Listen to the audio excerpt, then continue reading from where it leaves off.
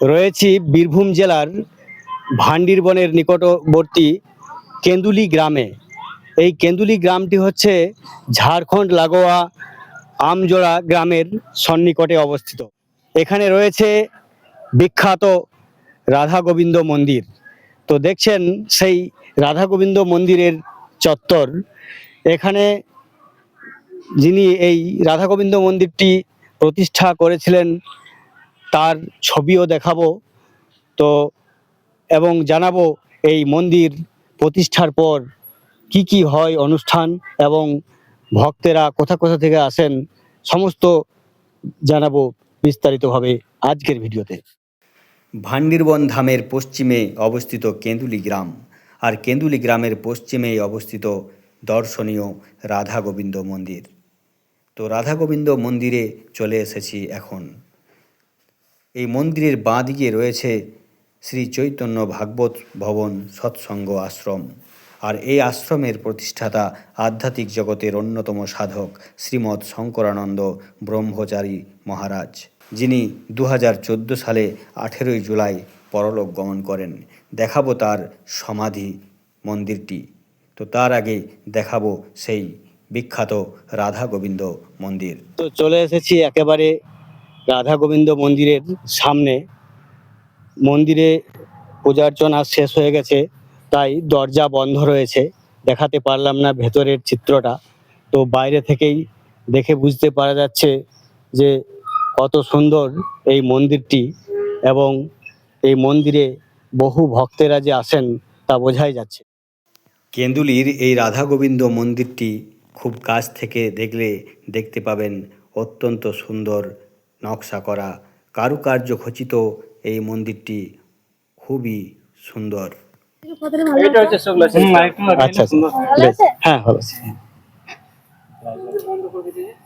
তো এই রাধা গোবিন্দ মন্দিরের সামনে রয়েছে একটি সমাধি স্থল।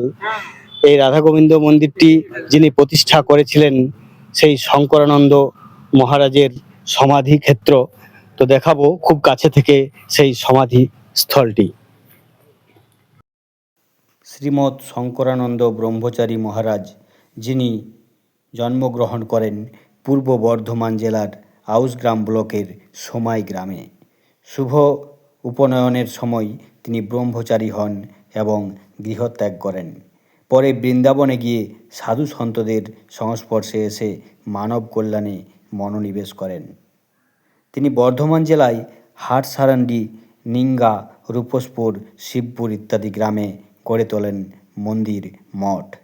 2009 সালে কেন্দুলিতে শ্রী চৈতন্য ভাগবত ভবন প্রতিষ্ঠা করেন। যিনি কেন্দুলি গ্রাম পরিক্রমার সঙ্গী হয়ে রইলেন সনাতন শো মহাশয়, যিনি একজন পত্রকার, লেখক। বিভিন্ন পত্রপত্রিকায় তার লেখায় ফুটে ওঠে এই ঝাড়খণ্ড সীমান্তবর্তী এলাকার সমাজ, মানুষ এবং প্রকৃতির চিত্র। সেই সনাতন শো মহাশয়ের ধর্মপত্নীও রয়েছেন। তো ওনার পরিচয় জেনে নেব। আপনার নাম? মিতা শো। মিতা শো। দেখবেন আমার ভিডিও। হ্যাঁ, আমার নাম মৃত্যুঞ্জয় লোহার, ফেসবুক। তো পশ্চিম দিক থেকে এই কেন্দুলি গ্রামে ঢুকতে হলে প্রথমেই পাবেন রাধা গোবিন্দ মন্দির, আর কেন্দুলি গ্রামে ঢোকার আগেই রয়েছে মা দ্বারবাসিনী ও সার্বজনীন দুর্গা মন্দির। তো এই সিউড়ির নিকট ভান্ডিরবনের কাছাকাছি যে কেন্দুলি গ্রাম, এখানে রয়েছে বহু দর্শনীয় স্থান। যারা এখানে আসতে চান সিউড়ি থেকে ভান্ডিরবন হয়ে চলে আসতে পারেন, এবং এখানে থাকার জন্য রয়েছে হোমস্টে এবং রয়েছে সাগরদ্বীপ হিন্দু হোটেল। হ্যাঁ, এখানে অর্ডার মতো ভাতও পাওয়া যায়। তো যারা আসবেন সমস্ত খোঁজ খবর নিয়ে এখানে চলে আসতে পারেন।